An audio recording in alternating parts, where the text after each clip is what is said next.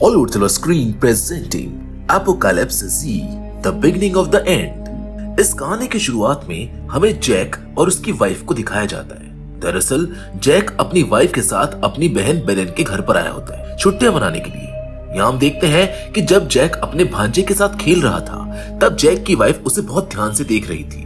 दरअसल बात ऐसी है कि जैक का अभी तक कोई बच्चा नहीं हुआ है और उसकी वाइफ एक बच्चा चाहती है। खैर अब रात के समय में ही जैक अपनी वाइफ के साथ अपने घर के लिए निकल जाता है। जब वो कार में बैठा हुआ था तब उसकी वाइफ उससे कहती है कि मैं भी एक बच्चा चाहती हूँ। हालांकि जैक इसके लिए तैयार नहीं होता।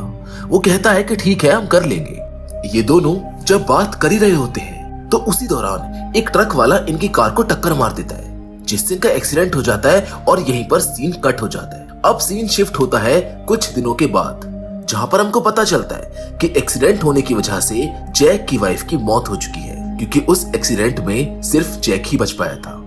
अब जैक अकेला हो चुका था और वो अपनी जिंदगी अकेले ही गुजार रहा था। वो कस्टमर्स को बोर्ड दिखाकर उन्हें बेचने का काम करता था। बोर्ड दिखाने के बाद जब वो घर की तरफ जा रहा था उसी दौरान उसकी बहन का उसके पास कॉल आता है जहां उसकी बहन भी अब उसके साथ में नहीं रहती है। वो शहर को छोड़कर दूसरे शहर में जा चुकी है। उसकी बहन बार बार कॉल कर रही थी। इसी वजह से जैक रात के समय में अपनी बहन से वीडियो कॉल पर बात करता है। कॉल पर उसकी बहन उससे कहती है कि मैं चाहती हूँ कि तुम भी हमारे पास आ जाओ। आखिर तुम वहाँ पर अकेले रहकर क्या करोगे। जैक की बहन जैक से बहुत रिक्वेस्ट करती है। इसीलिए जैक अपनी बहन के पास जाने के लिए तैयार हो जाता है। जैक अपने बिल्ली को भी अपने साथ लेता है और उसको लेकर एयरपोर्ट पर चला जाता है। जब वो लाइन में खड़ा होता है तभी अचानक से एयरपोर्ट की मशीन खराब हो जाती है। सारे प्लेन्स ऑटोमेटिकली कैंसिल होने लगते हैं। उसी समय सभी लोगों के फोन्स में इमरजेंसी मैसेज आता है। जैक एयरपोर्ट से निकलता है और घर की तरफ वापस आने लगता है लेकिन वो रास्ते में बहुत ही बुरी तरीके से ट्रैफिक में फंस चुका था क्योंकि एयरपोर्ट पर बहुत सारे लोग थे जो घर के लिए रवाना हुए थे। जैक समझ गया था कि ये ट्रैफिक इतनी आसानी से खाली होने वाला नहीं था, इसीलिए वो कार को छोड़कर यहाँ से पैदल ही निकल जाता है। घर जाने के बाद उसको पता चलता है कि उसके घर के बगल में एम्बुलेंस आई हुई है और यहाँ पर प्रोटोकॉल लगा हुआ है। दरअसल जैक देखता है कि उसका दोस्त भी वायरस का शिकार हो चुका है, मतलब कि वो एक ज़ॉम्बी बन चुका है। इसी वजह से एम्बुलेंस वाले उसे अपने साथ उठाकर ले जा रहे हैं। अगले दिन जब सुबह जैक सोकर उठता है तब वो अपनी बहन से वीडियो कॉल पर बात करता है और एयरपोर्ट पर जो कुछ भी हुआ था वो सारी बातें वो अपनी बहन को बताता है। जिसके बाद उसकी बहन कहती है कि कोई बात नहीं, कुछ दिनों में सब कुछ ठीक हो जाएगा, उसके बाद तुम आ जाना। लेकिन हमें पता है कि कुछ भी ठीक होने वाला नहीं है क्योंकि धीरे धीरे वायरस फैलने लगा था। लोग धीरे धीरे वायरस की वजह से ज़ॉम्बी बन रहे थे और इमरजेंसी प्रोटोकॉल जारी कर दिया गया था। जैक जब मॉल में जाता है तब वो देखता है कि लोग खाने के लिए लड़ रहे थे।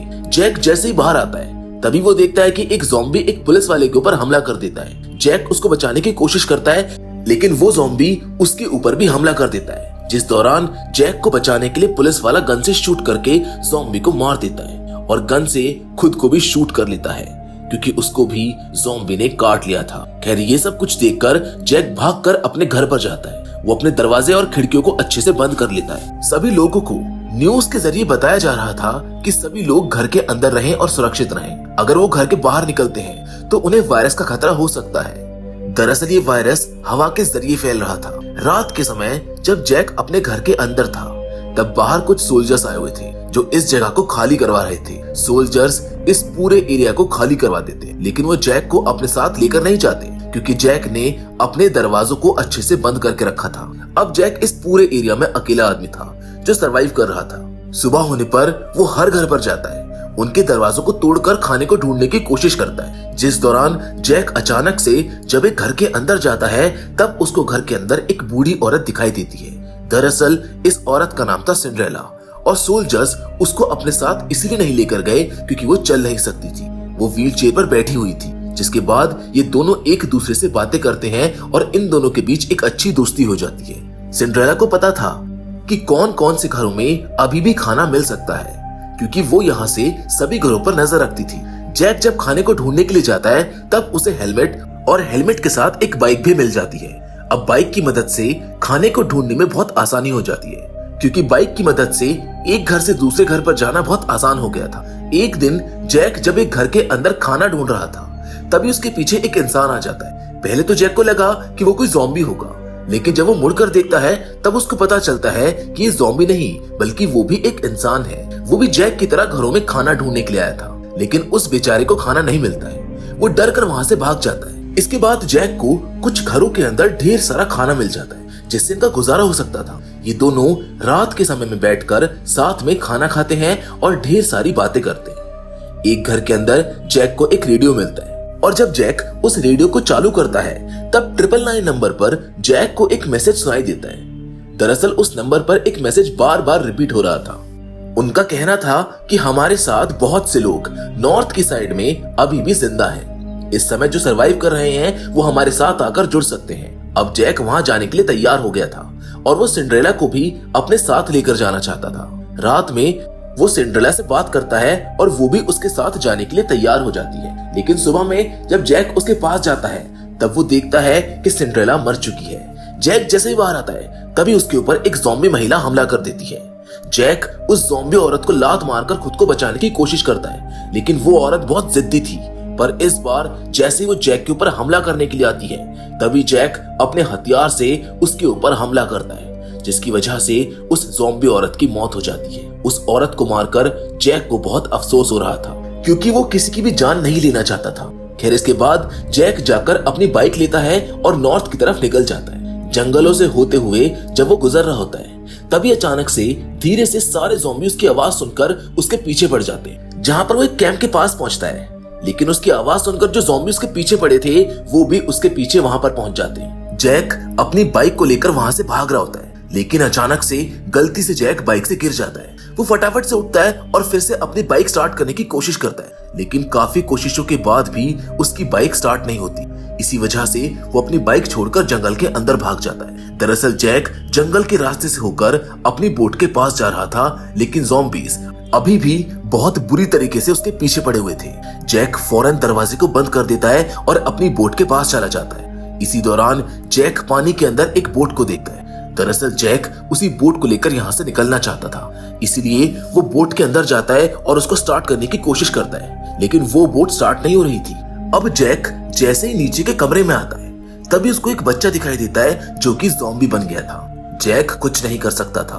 वो बच्चे को छोड़कर दूसरी बोट लेता है और यहाँ से निकल जाता है। इस बोट को लेकर जैक ज्यादा दूर तक नहीं जा सकता था क्योंकि ज्यादा दूर जाने लायक नहीं थी, पर उसकी किस्मत अच्छी थी कि जब वो बीच समुद्र में अटका हुआ था तभी यहाँ पर एक बड़ी सी बोट आ जाती है। कुछ लोग थे जो इस बोट को चला रहे थे। वो जब जैक को देखते हैं तो उसको भी अपने साथ ले लेते हैं। अब यहाँ पर जैक से बात करने के लिए विक्टर और उसका बॉस आता है। इनका बॉस चाइनीज है, इसीलिए वो जैक की बात नहीं समझ रहा था, जिसकी वजह से विक्टर उसके लिए ट्रांसलेटर का काम करता है। जब ये लोग जैक से उसके बारे में पूछते हैं तब जैक बताता है कि वो सिर्फ अकेला बचा हुआ है, उसके साथ और कोई नहीं है।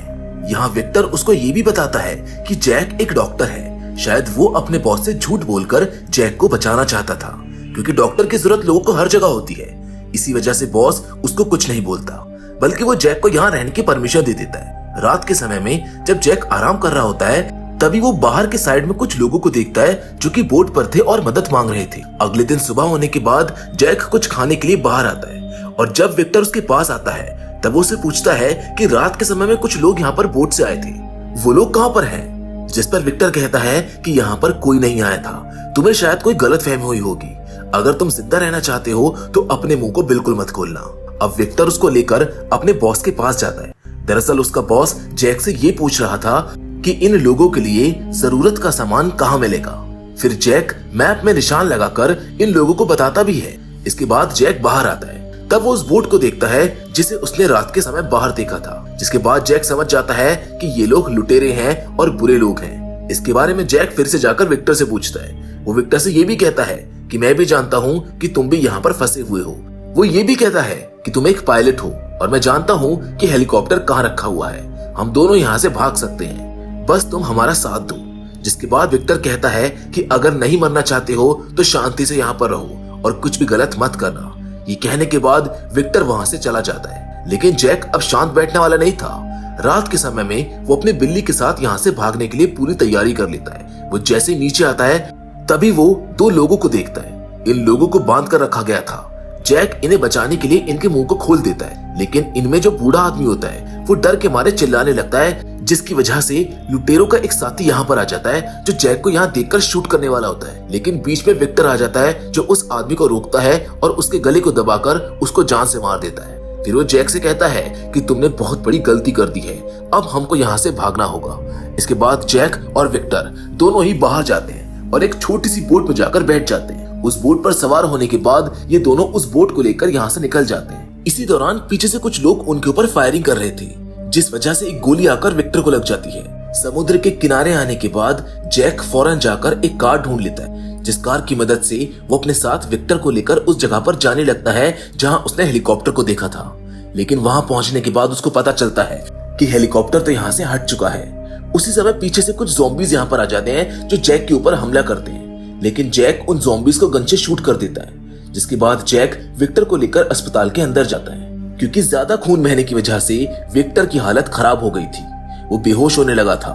इसी दौरान जैक को अंदर से कुछ बच्चों की आवाज सुनाई देती है जो कि खेल रहे थे। जैक उनकी आवाज को सुनता है और उनको ढूंढते हुए ऊपर चला जाता है। जैक जब ऊपर जाता है तब वो जोर जोर से चिल्लाकर उन लोगों को पुकारने लगता है जिनकी आवाज वो सुन रहा था। अचानक से उसकी आवाज को सुनकर एक ज़ॉम्बी आ जाता है जो जैक के ऊपर हमला करता है, लेकिन जैक उसको मार देता है। अब जैक जैसे उसको मारता है तभी यहाँ पर धीरे धीरे और ज़ॉम्बीज आने शुरू हो जाते हैं जो उसके पीछे पड़ जाते हैं। वो भागकर नीचे जाता है जहाँ वो देखता है कि विक्टर वहां से गायब था। ठीक उसी समय हम लूशिया नाम की एक लड़की को देखते हैं जो कि एक नर्स है। वो एक दरवाजा खोलती है और जैक को भी अंदर आने के लिए कहती है। दरअसल लूशिया ही विक्टर को अपने साथ अंदर लेकर गई थी। उसी समय यहाँ पर लूशिया की माँ और कुछ बच्चे आ जाते हैं। अब लूशिया के कहने पर उसकी माँ विक्टर को अंदर लेकर जाती है और ये दोनों मिलकर विक्टर का इलाज करते हैं, जिसकी वजह से विक्टर की हालत में काफी सुधार हो जाता है। जब लूशिया को पता चलता है कि जैक यहाँ हेलीकॉप्टर को ढूंढने के लिए आया था, तब वो जैक को अपने साथ ले जाकर हेलीकॉप्टर दिखाती है। दरअसल वो पीछे की साइड खड़ा किया गया था। साथ ही में लूशिया जैक को ये भी बताती है कि हेलीकॉप्टर के पास जाने का कोई रास्ता नहीं है। वैसे एक रास्ता है जो बंकर से होकर जाता है, लेकिन हाल ही में मैंने उस बंकर के अंदर एक धमाका सुना है, जिसकी वजह से मुझको लगता है कि बंकर का रास्ता भी बंद हो गया होगा। अब जैक कुछ समय के बाद उस कमरे में जाने लगता है जिस कमरे में उसने अपनी वाइफ को एडमिट किया था। दरअसल जब उसकी कार का एक्सीडेंट हुआ था तब उसने अपनी वाइफ को इसी अस्पताल में एडमिट किया था। वो अपनी वाइफ के बिस्तर के पास जाता है और उसको याद करके बहुत मिस करता है। जहाँ नेक्स्ट डे जैक वापस से ऊपर जाता है और वो हेलीकॉप्टर को देखकर बस ये सोच रहा होता है कि काश किसी तरीके से वो हेलीकॉप्टर के पास पहुंच जाए। यहाँ पर उसके फोन में नेटवर्क भी आ जाते हैं, जिसकी वजह से उसकी बहन के द्वारा भेजे हुए वो सारे मैसेजेस को भी देख पाता है। मैसेजेस को देखकर जैक को पता चलता है कि उसकी बहन भी उसको बहुत मिस कर रही है। और जब वो उन मैसेजेस को देख रहा होता है तभी उसको अचानक से गोलियां चलने की आवाज सुनाई देती है। वो जाकर चेक करता है, तब उसको पता चलता है कि जो लोग बोट में उसको मिले थे, यानी कि वो लुटेरे जिनसे जैक और विक्टर बचकर यहाँ आए हैं, वो लोग यहाँ पर पहुंच चुके हैं। जैक के कहने पर लूसिया इन लोगों को बंकर वाला रास्ता दिखाती है, क्योंकि अब इनके पास और कोई ऑप्शन नहीं बचा हुआ था।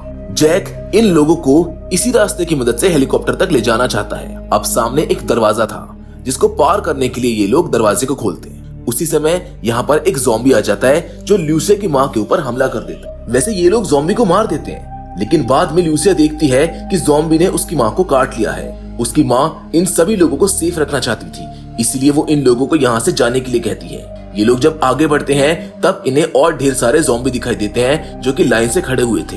बाकी के लोग आगे चले गए थे, लेकिन जैक अभी भी एक बच्ची के साथ पीछे था और तभी एक ज़ॉम्बी आकर उसके ऊपर हमला कर देता है। ज़ॉम्बी से खुद को बचाने के लिए जैक उस बच्चे को लेकर एक बॉक्स के अंदर चला जाता है। वैसे ज़ॉम्बी तो चारों तरफ थे, लेकिन तभी यहाँ पर गन को लेकर वो गुंडे आ जाते हैं जो सभी ज़ॉम्बीज को गन से शूट करके मार देते हैं। अब एक प्रकार से तो इन लोगों ने इनकी हेल्प ही की थी और ये लोग सही सलामत बच जाते हैं। लेकिन ये लोग ऐसे ही खाली हाथ बाहर नहीं जा सकते थे, क्योंकि बाहर ज़ॉम्बीज की फौज खड़ी थी। इसी वजह से जैक एक जुगाड़ बनाता है। वो लोहे की मदद से एक कवच बना लेता है और उसी के अंदर जाने के बाद सभी लोग धीरे धीरे हेलीकॉप्टर की तरफ आने लगते हैं। वैसे वो सारे ज़ॉम्बीज इनको देखकर इनकी तरफ भागते हुए आते तो हैं, लेकिन उस कवच की मदद से वो इनके ऊपर हमला नहीं कर पाते। ये लोग फौरन गेट को तोड़ते हैं और एक एक करके हेलीकॉप्टर के अंदर जाकर बैठने लगते हैं। इधर जैक ज़ॉम्बीज को रोक रहा था और विक्टर हेलीकॉप्टर में बैठकर उसको स्टार्ट करता है। लेकिन समस्या की बात ये थी कि उसी समय गन लेकर सभी गुंडे आ जाते हैं जो लगातार ज़ॉम्बीज को गन से शूट कर देते हैं। साथ ही में वो उस हेलीकॉप्टर को भी इन लोगों से छीनने की कोशिश करते हैं, लेकिन उसी समय विक्टर जैक को इशारा करता है और जैक जाकर गेट को खोल देता है, जिस वजह से ज़ॉम्बीज अंदर आ जाते हैं। सभी ज़ॉम्बीज जाकर गुंडों के ऊपर हमला कर देते हैं, जिसकी वजह से सभी गुंडे मारे जाते हैं। इस दौरान जैक भी ज़ॉम्बीज से लड़ते हुए सीढ़ियों की मदद से हेलीकॉप्टर के अंदर जाकर बैठ जाता है। अब इस तरीके से सभी लोग हेलीकॉप्टर के अंदर आकर बैठ जाते हैं और यहाँ से सही सलामत निकल जाते हैं। जिसके बाद कहानी के अंत में हम जैक के फोन पर उसकी बहन के कॉल को देखते हैं, जिसके बाद जैक अपनी बहन से कहता है कि वो उसके पास आ रहा है। तभी उसकी बहन कहती है कि यहाँ पर मत आना, यहाँ पर बहुत खतरा है। दरअसल उसकी बहन जहाँ पर थी वहां पर भी ज़ॉम्बीज का हमला हो गया था, इसीलिए जैक को अब कहीं और जाना होगा। जिसके साथ ये कहानी यहीं पर खत्म हो जाती है। तो दोस्तों, आपको क्या लगता है कि क्या पूरी दुनिया में कोई सेफ जगह बची होगी? और सबसे इम्पोर्टेंट बात तो ये है कि क्या जैक अपनी बहन को बचा पाएगा? वेल, इस पर आपकी क्या राय है, आप हमको कमेंट करके जरूर बताइएगा। बाकी आज की कहानी में तो बस इतना ही, लेकिन हम फिर से जरूर मिलेंगे, और वो भी एक और नई इंटरेस्टिंग कहानी के साथ। पर हमेशा की तरह तब तक के लिए धन्यवाद।